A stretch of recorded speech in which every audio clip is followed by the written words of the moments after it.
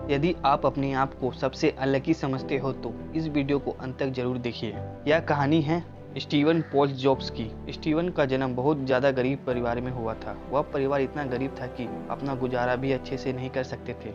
आइए विस्तार से जान स्टीव जॉब्स की सक्सेस की कहानी।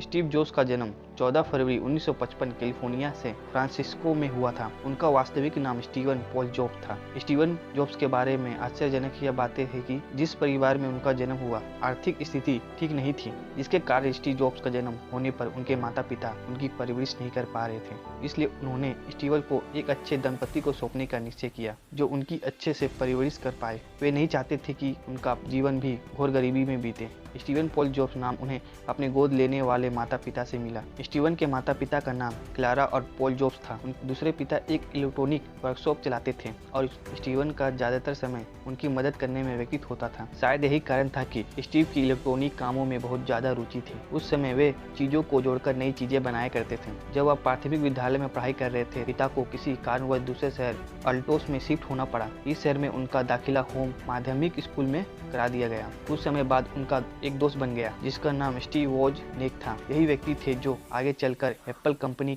में साझेदारी बने थे। स्टीवन एक दिन छोटी छोटी आंखों में बड़े बड़े सपने लेकर अमेरिका के सबसे महंगे कॉलेज में रीड कॉलेज में पढ़ाई करने का फैसला करता है। पढ़ाई चलती है वैसे ही जैसे कॉलेज में जाने वाले सभी लड़कों की चलती है। 6 महीने पढ़ने के बाद अचानक एक दिन उसे एहसास होता है कि जिस उद्देश्य को प्राप्त करने के लिए इस कॉलेज में आया था उसको पाने में वे अभी भी नाकामयाब है। यहाँ तक कि कॉलेज की फीस जमा करने में माँ बाप के जीवन भर की पूंजी कमाई खत्म होती जा रही थी। पढ़ाई में कहीं कोई उम्मीद की किरणें नजर नहीं आ रही थी। ये एहसास दिन पर दिन स्टीवन को बेचैन कर रहा था। देखते ही देखते उसकी छोटी छोटी आंखों में निराशा की बड़ी बड़ी धुंध लहराती जाती है। इस पढ़ाई से उनका मन उबने लगा। इन उबन और बेचैनी के कारण लड़का एक दिन कॉलेज छोड़ने का कठिन फैसला कर लेता है। यहीं शुरू होती है जिंदगी से लड़ने का एक महायुद्ध की भांति जंग। जलती है संघर्ष की वे भट्टी जिसमें अपना हर सोने की किस्मत में लिखा होता है। लड़का निराश नहीं होता है। पैसे और गरीबी के अभाव में अपने दोस्तों के कमरे की फर्श पर रात गुजारता है। कोक की बोतल बेचकर ब्रेड खरीदता है। भर पेट खाने के लिए रविवार को 7 मील पैदल चलकर इस्कॉन मंदिर जाता है। इस संघर्ष की अनेक ऐसे पड़ाव आते हैं जिनका जिक्र करना जिंदगी की कड़वी सच्चाई से रूबरू होना है।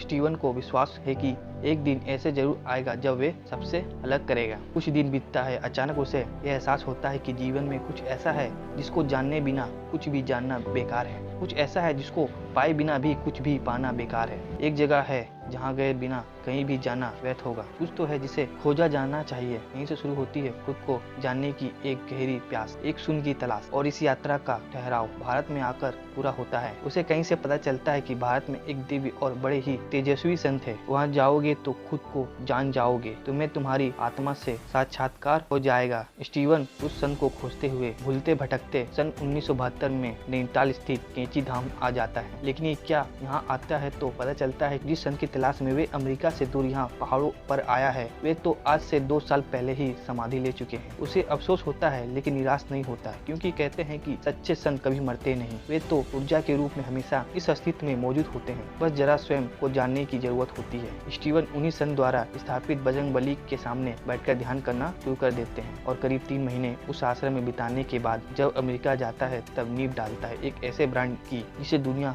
अपने हाथ में लेकर खुद को सेलिब्रिटी समझते हैं। आईफोन, मैकबुक पैड खरीदने के लिए घंटों लाइन